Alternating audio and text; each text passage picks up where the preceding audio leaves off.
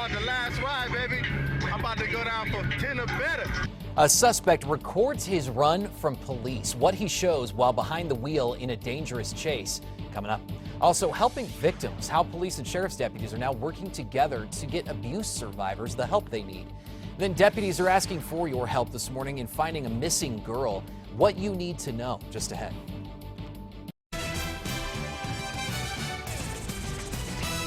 Good morning, everybody. I'm Adam Atchison. Welcome to KRQE News 13. This morning, we're following developing news as you wake up this morning. The search is still underway for a missing 12-year-old girl after BCSD issued an endangered missing person alert late last night. News 13's Sarah Yingling is following what we've learned overnight. Sarah? That's right, Adam. Take a look. BCSD says they need your help finding 12-year-old Maya Garduno. They say she was last seen Monday around 6 p.m. in the Valley Gardens community. Garduno was last seen wearing black and white shoes, black sweatpants, and a gray hoodie in the area of Coors and Gun Club Southwest. BCSD says Garduno's disappearance is inconsistent with her normal behavior. That's why law enforcement is concerned for her safety. As for why it's not an Amber Alert, BCSO says there must be criteria for an Amber Alert to be issued, including a description of an offender or a known person who would have taken her. And since her disappearance is just out of character, they're classifying it as an endangered missing person alert. BCSD is asking anyone with information on Garduno's whereabouts to call them. We have all of that information and phone numbers on our website and on the KRQE News app.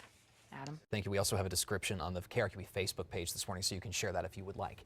Kristen Curry is in with the weather forecast today. We're hoping for some more rain. It'd be nice to get things a little wet out there. Exactly. And we do have more storms on the way for today and for the next several days at that. So let's break this down. I want to begin with a time lapse from this morning. As soon as the sun comes up, you can see a little bit of high cloud cover here and there. Really a gorgeous sunrise currently taking place with those high clouds. But as far as the numbers go, pretty comfortable out there. We're talking 67 here in the metro. Those southeast winds about 6 miles per hour. Humidity 61%. Now, as far as the hourly forecast goes, 80s by noontime, very similar to what we had yesterday. We will top out in those low 90s once again, but more cloud cover sneaking in here as we pass the noon hour, and we're getting ready for another round of those storms favoring the northern and western portions of the state. Not to say we can't see any of these stray storms here in the metro or a little bit further off to the east, but they'll really kind of hug the northern state line and further off to the west. Temperatures are cooling off, and this will be nearly statewide heading into the 4th of July weekend. Some of us are also going to be dodging some storms, especially on Saturday. So I'm going to break down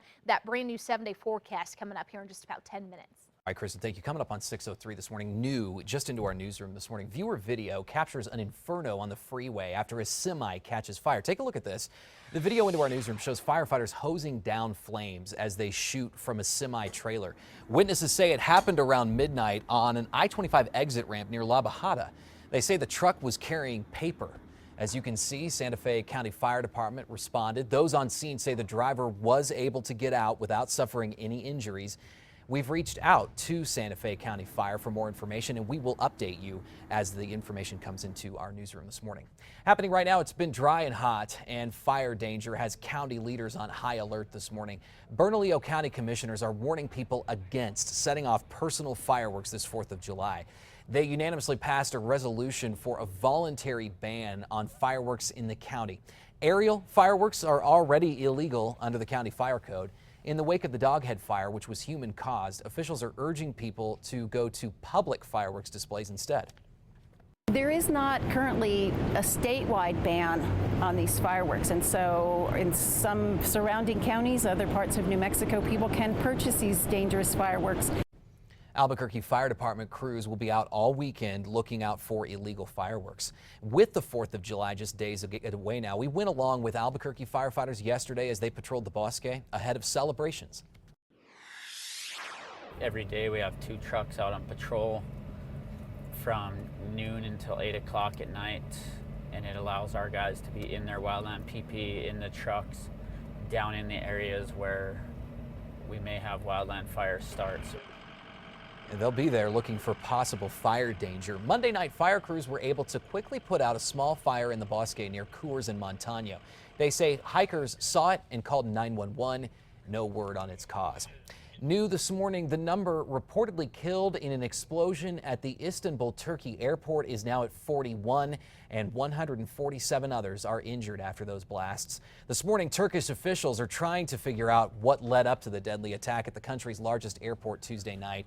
Turkey's prime minister says at least 3 suicide bombers blew themselves up at Istanbul's airport after firing weapons. While there has been no claim of responsibility, federal officials say the incident looks like an ISIS attack. Coming up in our next half hour this morning, what major airports here in our country are doing in the wake of those deadly explosions. Also happening today, EU leaders are meeting in Brussels for a second day to discuss how to move forward without the UK. British Prime Minister David Cameron, who attended the first day of the summit, insisted it's up to Britain to decide when to start separation proceedings. The stocks made a comeback on Wall Street Tuesday as anxieties over Brexit eased. 6:05 now. The city is facing another possible obstacle this morning over funding for the Albuquerque Rapid Transit project and whether it will get all the money it needs from the feds. 2 separate bills in Congress, one from the House, one from the Senate, are suggesting funding be cut down to much less. The House is suggesting $19 million less. So the way the House appropriations go, they think projects like this usually take 2 years. So they'll give you one appropriation 1 year for the majority of it, and then the second appropriation the next year when you're wrapping up your project. The city says if they're not given the full amount this year, worst case scenario is that they'll have to take out a loan until the feds pay them back to get construction done in time. Developing this morning, Albuquerque police are searching for 3 people who they say ditched a car connected with a murder. Police say they found 49-year-old Larry Sanchez shot to death near Wyoming and Academy earlier this month, and they believe that his body was dumped there. Police linked a stolen black BMW to that crime, and newly released surveillance photos show 3 people leaving the car. Video shows them leaving the car several days after the murder. They're now trying to find that trio. Happening today, the Rio Rancho Police Department is expected to announce a new partnership meant to help crime victims. Rio Rancho Police say they'll now partner with the Sandoval County Sheriff's Office to expand services of the Crime Victim Assistance Unit. The CVAU helps victims of domestic violence, sex assault, stalking, and similar crimes to navigate resources. Starting on July 1st, Sandoval County will now be able to refer people looking for restraining orders to the CVAU for help as well. UNM says it is working toward an agreement with the Department of Justice this morning on handling sexual assaults and discrimination claims on campus. The Office of Equal Opportunity is implementing a new process that's streamlined and easier to understand. A DOJ investigation slammed UNM for failing to comply with federal gender anti-discrimination laws. The criticisms that were in the DOJ report, that's our number one concern, is to correct what was pointed out was not working at UNM.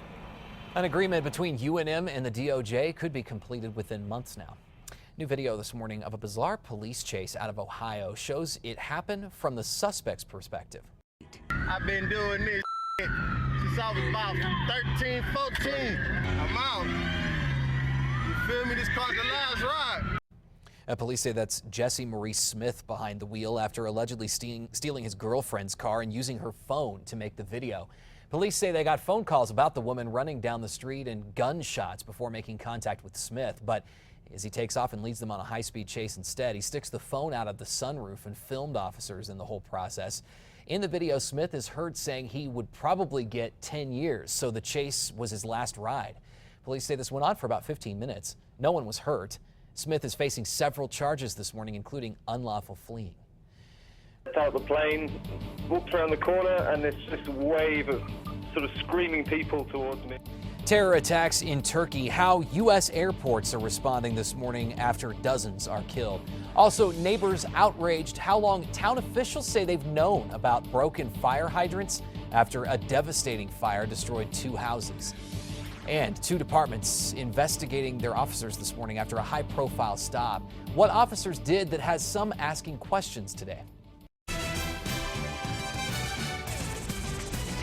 Good morning, everybody. Welcome to KRQE News 13 this morning. I'm Adam Atchison. Good morning. I'm Kristen Curry, and today is Wednesday, June 29th. Talking weather midweek. How are we shaping up today? a little soggy in some parts of the state, but we need the rain, so we will take it whenever it comes. I want to start with a time lapse from this morning. I am loving this camera. Once the sun comes up, you can see some high clouds here and there, made for a gorgeous sunrise taking place at the moment. And our numbers pretty mild across the state. 52 up in Durango, cooler over the northern mountains in the 40s, and even Alamosa down to 43, but 67 in Roswell, 64 in Alamogordo.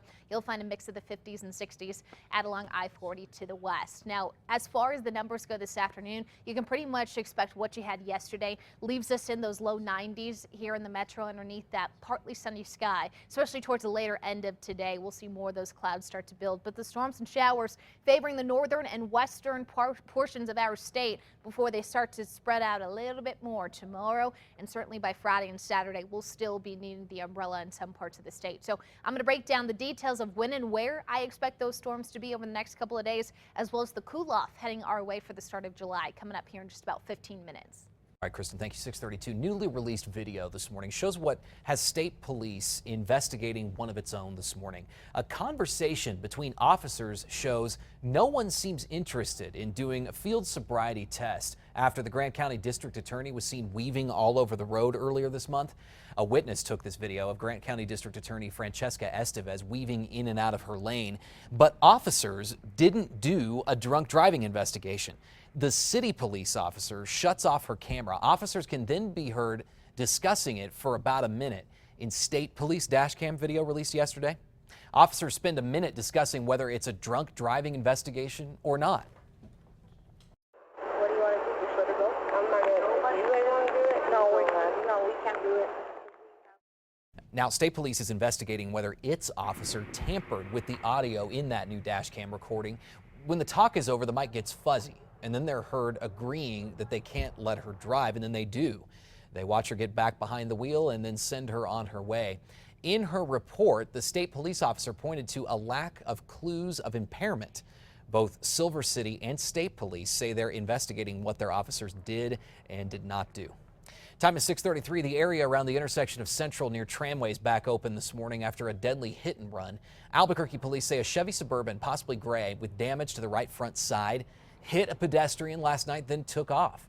Officers are still searching for the driver today. Anybody with information is encouraged to call police.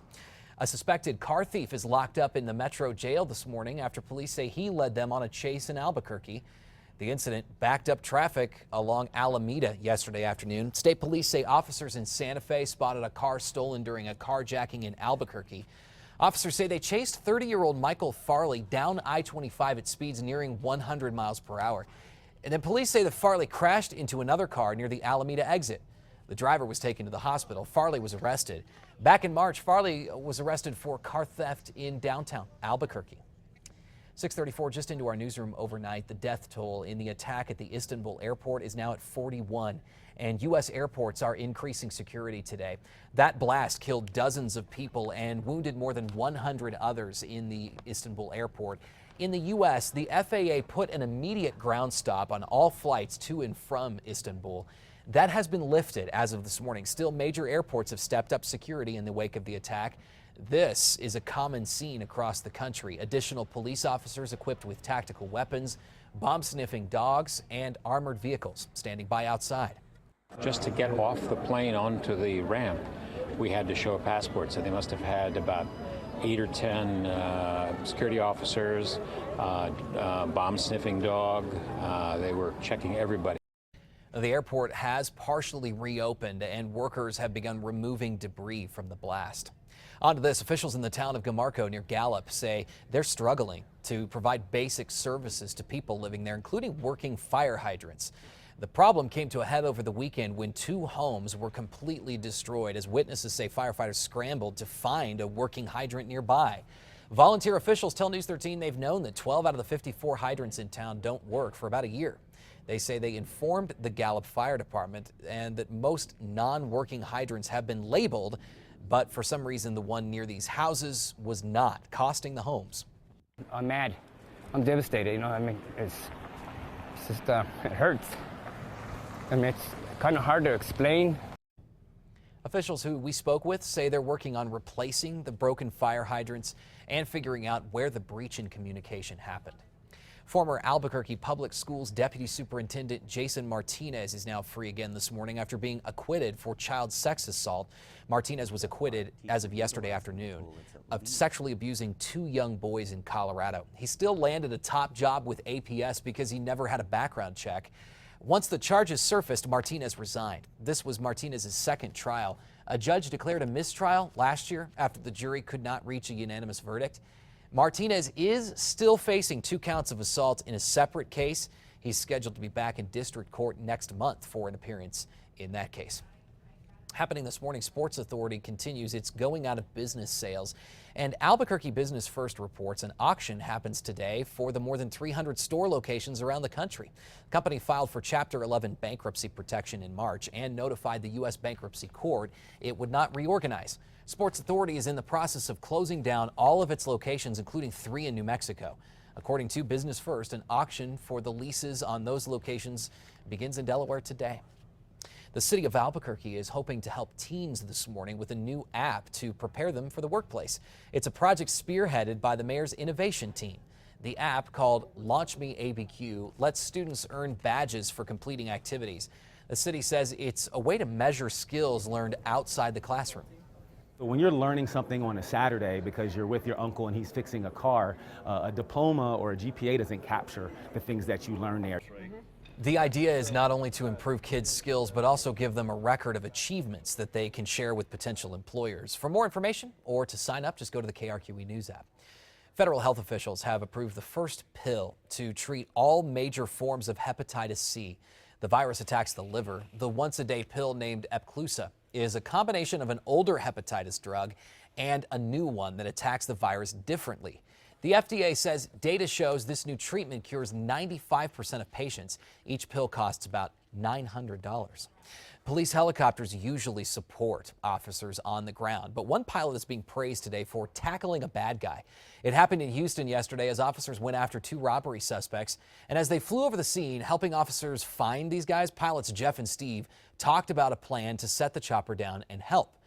When the suspect ran into the police cruiser, the 2 HPD officers in the air knew it was time. One jumped out and tackled the man. The pilot says he used to be a patrol officer, so he felt the officer's side of things, the other officer's side of things. You can see he did tussle with them until the other officer on the ground was able to come and help. The second man was eventually caught by other officers later that same day. Stepping in just in the nick of time.